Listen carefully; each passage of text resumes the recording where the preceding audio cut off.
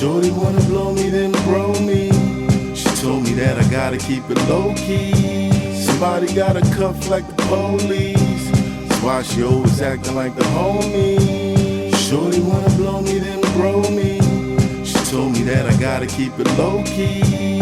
Somebody got a cuff like the police. So she come around acting like the homie.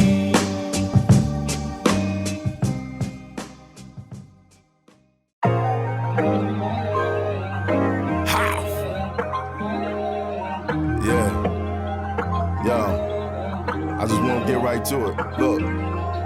No introductions, no interruptions. When I roll into functions, just know that it's tucked in, like I wore a tuxin. Say hello to Justin. Justin for making something out of nothing. Mama told me I'm a star. Them haters said I wasn't. Now I'm looking at a muggin' from a V-dozen shrugging. Feeling like McLovin, I'm becoming a conundrum. These dum-dums forgot where I come from. There's nothing that we run from. BK, niggas know the status. Got like 2 spots in the top 3 rappers.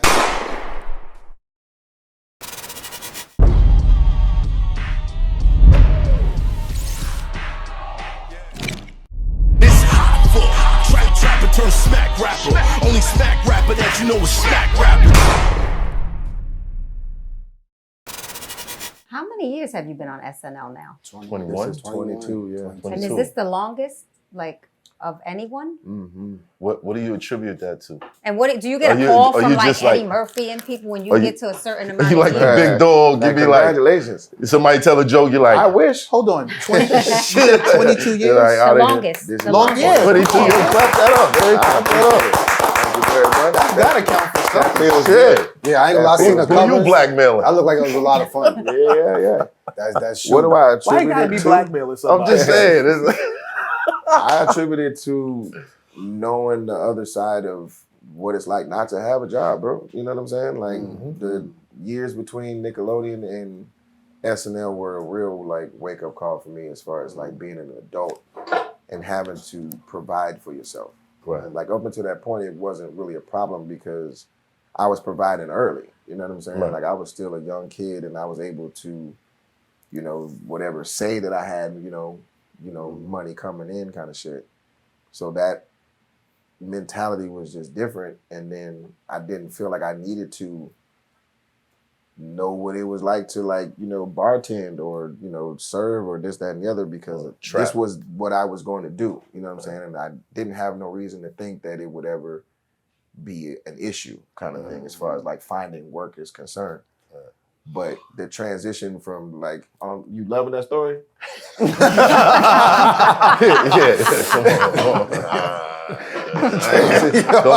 man. Come on. I'm talking about my life here. It's like, get to the drug dealing part, man. You slinging drugs or not?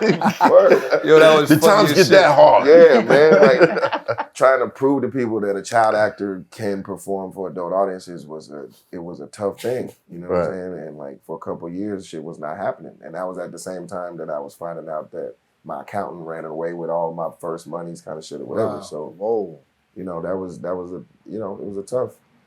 Wow. Being famous and being broke is the worst thing you can ever do. Whack. You know what I mean? You ever heard of a culture called battle rap?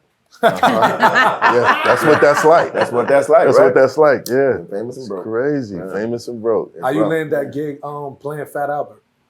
So Fat Albert came after I got SNL, and I had auditioned for it before I got SNL when Forrest Whitaker was directing, and he didn't give me the job. He didn't like my audition, or me probably, which is fine because we, you know, we made amends when he hosted the show years later or whatever, and he's cool. He's just, you know, he just went a different direction. He hired my buddy Omar, you know, Omar from 8 Mile, big dude, ballers and shit. And I love Omar to death. He's one of the nicest people in the world. So I wasn't mad necessarily. I was just saddened. But then Forrest Whitaker and Cosby got into it, and the project fell apart. Like they fired Forrest, and then the project fell apart for like 2 years. And in that time, I got on SNL or whatever. So it was just a different level of respect, I guess, at that point. And like new director, and I got the job at that point. So yeah, that's how that came about. Did you have to audition again?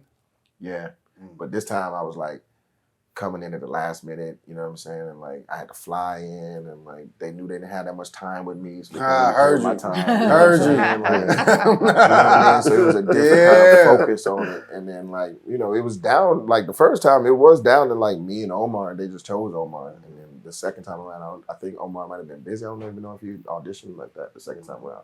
Because he might have been mad about it because they had him like, you know, running track and shit like that because Cosby's big on track for some reason and big on Fat Albert running track or some shit like for whatever reason. Right. So they had him like in the outfits and like going through it for like 2-3 weeks. I can't see it, bro. I'm sorry. Yeah. I just can't see it, especially after you done did it. Yeah, you know, I can't see appreciate it. it. But yeah, that's how it is. You know what I'm saying? Like, oh, Chris Farley was supposed to be Shrek? Interesting. Would have been a different thing. Yeah, very different. Yeah. Think about that transition that you mentioned before, going from a child actor to an adult and breaking out of that mold. Like, you know, they got you pigeonholed in this one role and they see you as a kid for your entire career. And there's a lot of kid actors who don't make it past that. Yeah. Right. When it's time to do adult roles, everything kind of stalls out because everybody just sees them as, and they could have been super successful as a child actor, but it's time to grow up. Everything looks different. Right. So when people talk about like, what is your inspiration for staying around so long? That's part of it. You know what I mean? Like just knowing, you know, how iffy the business can be. You know what I'm saying? And like how it is smarter to keep a job in some sort of fashion if you can. It's also a blessing to have a job, get a job, keep a job as an actor. You know what I'm saying? Because it's just hyper, you know, unpredictable or whatever. Right. And then on top of that, having a family, you know what I mean? And like starting a family and like stability as an actor is even another, you know, level of like what a blessing it is to just be in one spot and be able to like earn, you know what I'm saying? And like make it home for dinner kind of shit. But does it make you the OG on set? Like everybody kind of looks to you for direction? Somewhat. Yeah, I mean, a lot of them learn very quickly, and a lot of our cast has been there for a long time now. Right. And there's other people that they can ask, you know what I'm saying? Like, you know, I'm kind of there here and there. Like, I haven't really had to do much, especially these last couple of shows. I only did like one thing. Right. You know what I'm saying? Like this last show, I think, or something. But I did like a pre-tape, so it seems like I did more or whatever kind of shit. And like, you know, that kind of balance or whatever, like. What's the perks? Like if I was there a lot, then I'd be able to like offer a lot of advice. But the perks is employment, healthcare. Facts. I think the alumni of it all. Yeah. Is there hazing for like new comedians? Like, Cause this nigga funny as shit. This guy, you gotta get this dude right here. stop. Yeah, but I think the hazing doesn't come from us, it comes from the audience. You know what I'm saying? Because you'll work your ass off and the audience won't give a fuck for a while until they really fuck with you like that. You know what I'm saying? So like, I've seen, you know, a lot of people like work really, really hard for years. And then all of a sudden the audience just, you know, accepts what they're, and then they, you know, they just blow up because it's like, everything they do, they understand now. But a lot of the time when you're really good at something, you're probably before your time as far as like the audience's taste buds. You know what I'm saying? Like a lot of people still want to laugh at Will Ferrell style. Right. As opposed to allowing, you know, a newer style to come through and be like, this is still comedy, you know what I'm saying? And you can still like get on board with it. But a lot of people be stuck in like, you know, I'm still in my outcast ears. So it's improv. It's live improv. It's scripted, but you know, you guys are on the fly. Are there any times just sitting there and someone does something, you're like, ha ha ha, rookie mistake? Yeah, I'm not a villain. Demise. Look at him embarrassing himself on national television. But I'm sure there's times where you're like, No, it's actually I knew that was I'm like, gonna oh, fly. no. You know what I mean? Like, we want to stop the train wreck from happening for people. You know what I'm saying? And a lot of time it's things that they don't have any control. Like the camera will cut to a different camera or some shit like that. You know, there's just a lot of moving parts and a lot of people that, you know, maybe the guy's been on the job 40 years and, you know, he's not paying attention, you know, to every single sketch, you know, as sharply as you might assume he would. Or, you know, you can't just guarantee he's going to make every camera switch, you know, exactly correct. You hope they do, you know what I'm saying? But if it doesn't, you know, then accidentally starts to like fall off, you know, you want them to like stay in it and stay committed and not give up on shit and try to get it back on track and just make it through. But it's frustrating when, you know, you get the sketch on the show because you got to like make it through all these levels to even get to the live show, you know what I'm saying? And then by that time, something still goes wrong. It's like, fuck, I'll never know how good it could have been because that was the only time, you know what I'm saying, that it's going to air kind of shit. Right.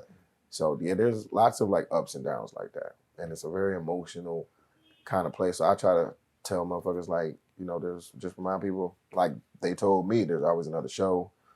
Relax, you already got the job, you know what I'm saying? So now just do it kind of shit and just, you know, just stay in it. But it's a lot easier said than done because you're presenting a lot of yourself. You're like, this is what I find funny, you know what I'm saying?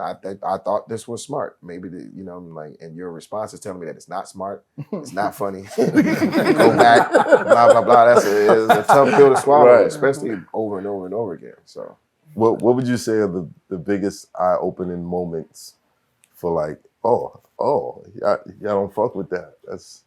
I didn't know. Whenever I used to write by myself, I used to get those wake-up calls because my shit is not linear. So like, I'll just be thinking and I'm writing and then I'll have another thought and I'm like, that's funny. And it has nothing to do with the previous shit, you know what I'm saying? So when you read it all back, it's just all over the place and shit. And I had to learn like, okay, I need to be doing drafts, number one, and like checking in and all that. I'm like, I'm not doing all that.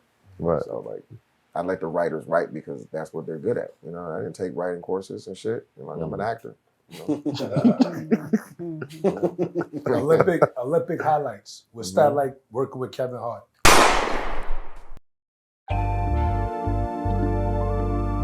Philly, BEATZ. I mean, y'all hearing what I'm hearing. You know what I'm saying? Take a lot for a nigga to get inspired, man. So much bullshit out the thing, man. So much bubble gum. You know what I'm saying? I be having to get the urge to get in this bitch, man. You know Sometimes you gotta let that thing ride, man. You know what I mean? Rushing this shit. like waking up sluggish from a long night after they go to the gym. And I still get in there and get the reps. Yeah. Let's go. Rolling woods in my neck of the keeper, Eckler, and my ethic is catch a move. You kill the editor, bully the bullies, prey on the predator, smoke that premium. Niggas ain't regular, get it and whipping and flipping, accelerator. Lecture sliding through in the Tesla, handle the rock like the professor. Felt the pressure for the lesser, everything coming together. So relentless, more endeavors, hustling more than ever. Better get yours together, fucking them whores together. Catching you and your boys together. Good connection with God, put you and the Lord together. Heaven gates, nigga.